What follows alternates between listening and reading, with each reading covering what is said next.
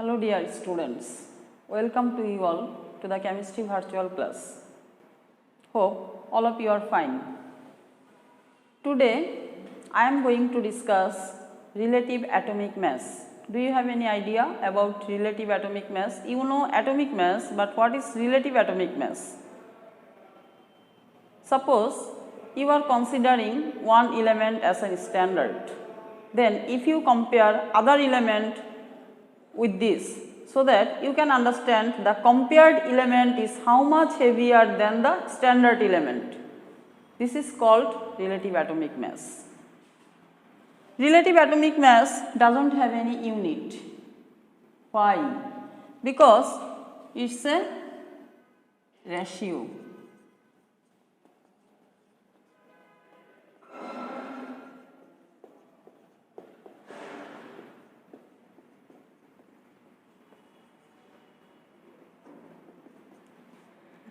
As it is a ratio, that's why relative atomic mass doesn't have any unit. Is this clear to you? Actually, all the mass is relative atomic mass. Whatever you are finding in periodic table, these are relative atomic mass. There are a very few difference between relative atomic mass and real atomic mass, and whatever you are finding in periodic table, it is relative atomic mass. Relative atomic mass can be determined by using oxygen scale, hydrogen scale, carbon scale, and another one, such type of elements which has isotope. By using isotope and abundance, we can also determine relative atomic mass. I am showing an example. Suppose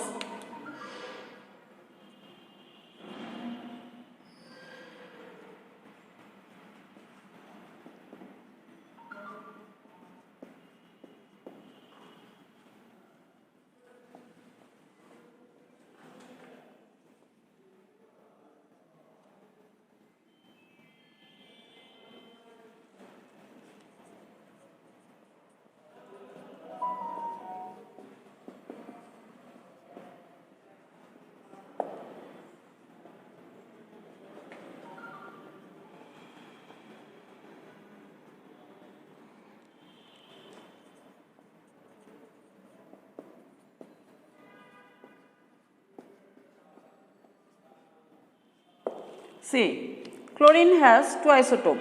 One is chlorine 35 and another one is chlorine 37. And what is relative atomic mass? In this case, one thing is needed, that is, what is the abundance? That means the availability in nature. If availability is given, so that you can determine the relative atomic mass of any element by using their isotope. Here, abundance of chlorine 37, abundance of chlorine 35 is equals to 75% and chlorine 37 is equals to 25%. That means chlorine 35 is available in nature 75% and chlorine 37 is available in nature in 25%. So that how can we determine relative atomic mass? Relative atomic mass of chlorine is equals to, see, here is two isotope. The mass of first isotope is 35. Therefore, it is 35 into 75%, because chlorine 35 is 75% available. So 35 into 75% plus 37 into 25% is equals to 35 into 75 by 100 plus 37 into 25 by 100 is equals to 35.5. Therefore, relative atomic mass of chlorine is equals to 35.5 and it doesn't have any unit. I told you that relative atomic mass doesn't have any unit because it's a ratio. Is this clear to you? So, by this way you can determine the relative atomic mass of any element which has isotope. But students, I have shown you already how can you determine relative atomic mass if isotope and abundance is given in case of one element. But see another one problem. Copper has two isotopes, copper 63 and copper 65. Now, you have to determine the abundance of the copper. Now, not relative atomic mass, abundance.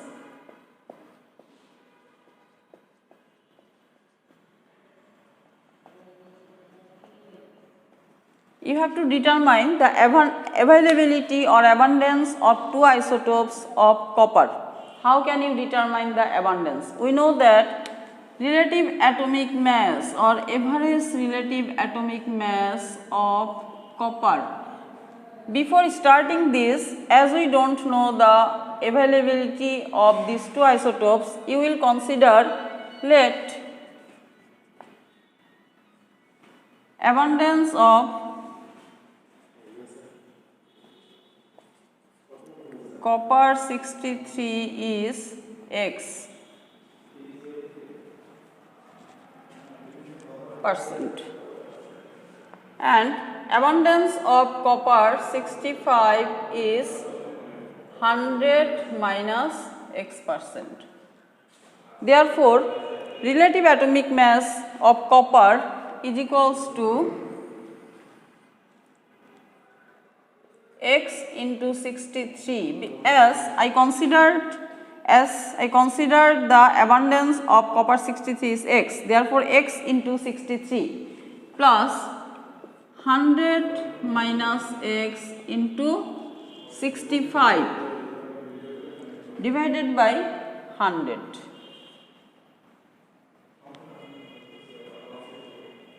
Or X is equals to or relative atomic mass of copper is given over here.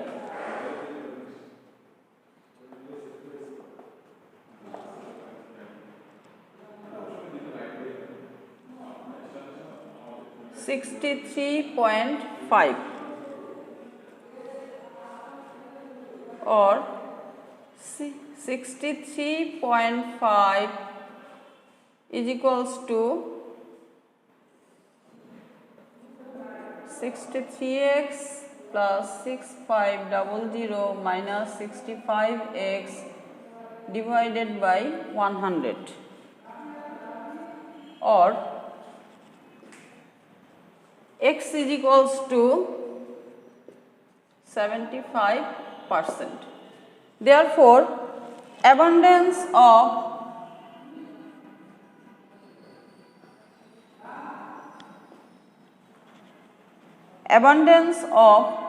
copper 63 is equals to 75%. Therefore, abundance of copper 65 is equals to 100 minus 75% is equals to 25%. By this way, if two isotopes are given and if the relative atomic mass of copper is given, any element is given. Previously, I have shown you the isotope of chlorine and their abundance. Now, I am showing isotope of copper and relative atomic mass has given in case of copper. You have to determine the abundance of copper. By this way, you can determine the abundance of copper if relative atomic mass and isotopes are given. By using carbon scale, we can also determine relative atomic mass, and the formula is according to carbon scale, relative atomic mass is equals to mass of one atom of element divided by 1 by 12 of mass of a carbon 12 isotope. You know carbon has isotope 12, 14. In case of carbon scale, we will use the carbon 12 isotope, and the 1/12 portion of a carbon 12 isotope should be used over here, and the value of this one lower portion 1/12 of mass of a carbon 12 isotope is equals to 1.66 into 10 to the power minus 24. It is fixed. So, how can you determine relative atomic mass of an atom by using carbon scale? Here, real atomic mass of an element will be given, and by this way, by using this scale, you can determine relative atomic mass. Suppose the real mass of an aluminium atom is this gram. You have to determine the relative atomic mass. How?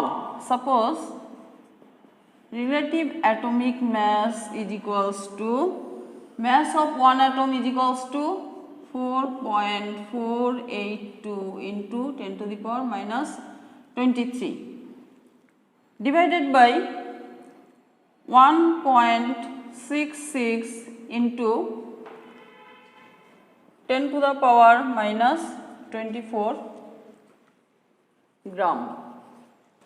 As I told you that the total value of this one, of this portion 1/12 of mass of a carbon 12 isotope is equals to 1.66 into 10 to the power minus 24 gram. Therefore, if you divide this by this one, what is the value? The value is coming 27. Therefore, relative atomic mass of aluminium is 27. You can see the periodic table. Here also you will get 27. That means relative atomic mass is given at the periodic table. Now come to isotope.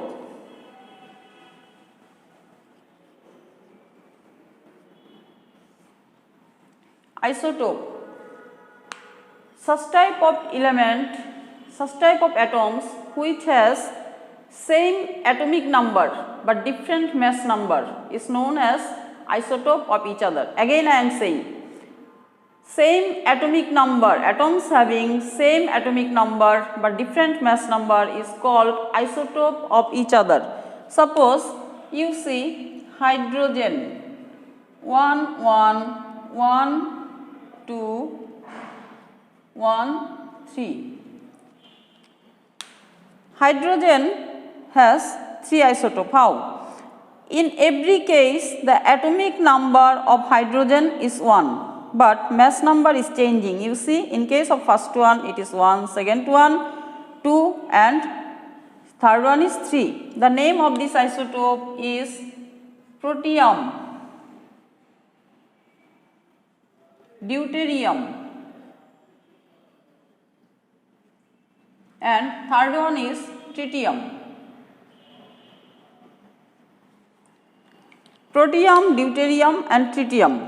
Actually, hydrogen has 7 isotopes, but out of these 7, only 3 isotopes of hydrogen is available in nature. That's why we consider 3 isotopes of hydrogen. And in this case, as atomic number same, mass number different, that's why they are isotope of each other. Students, can I say as their atomic number is same, so that they are the atoms of same element? That means isotopes are the atoms of same element, because you know one atomic number is fixed for only one element. As atomic number is same, so that they are the atoms of same element. Clear? Okay. Then come to isobar.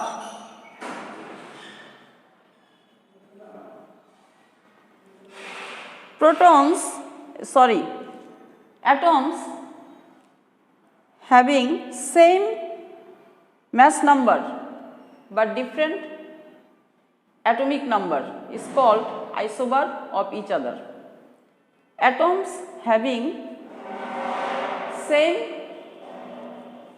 mass number but different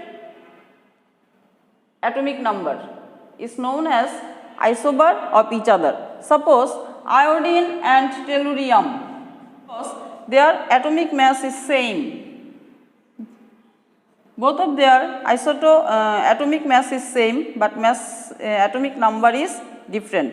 Mass number same, atomic number different. These are called isobar of each other. Then come to isotone. Such type of atoms whose atomic number and mass number both are different, but neutron number is same, is called isotone of each other. Can you say the name of such type of two elements whose atomic number, mass number both are different, but neutron number is same, is called isotone of each other. See, suppose fluorine and neon. Suppose fluorine and neon. So dear students, today up to this, if you have any question or any confusion, you can talk to your subject teacher. Thank you.